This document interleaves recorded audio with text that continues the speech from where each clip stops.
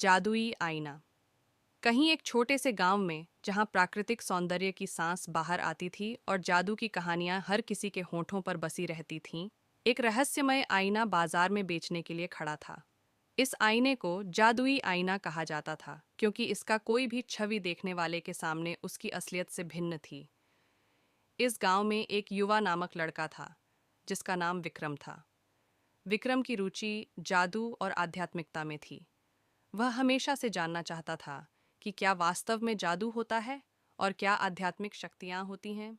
एक दिन विक्रम ने बाजार में उस जादूगर से मिला जिसने जादुई आईना को बेचने का दावा किया था। जादूगर ने विक्रम को कहा, यह आईना किसी को भी उसकी असलियत से भिन्न दिखा सकता है, परंतु ध्यान देने वालों के लिए ही यह जादुईता का सच स्पष्ट होता है।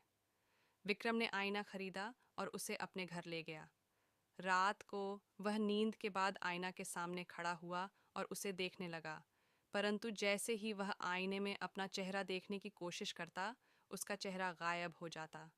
विक्रम ने हौसला नहीं हारा। वह ने दूसरी चीजें भी आईने में देखने की कोशिश की और हर बार कुछ अलग ही दिखता। उसने समझा कि यह आईना वास्तव में जादुई है, लेकिन उसका असली जादू उसके अंदर छिपा है।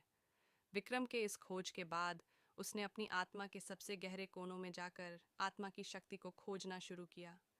धीरे धीरे वह अपनी आत्मा की उन शक्तियों को समझने लगा जो साधारण दृष्टि से अदृश्य थीं। विक्रम की यह यात्रा अभी भी जारी है, क्योंकि वह अब अपनी आत्मा की अद्भुत शक्तियों को समझ रहा है और जादुई आईना उसके साथ उसकी इस यात्रा का साथ दे रहा है।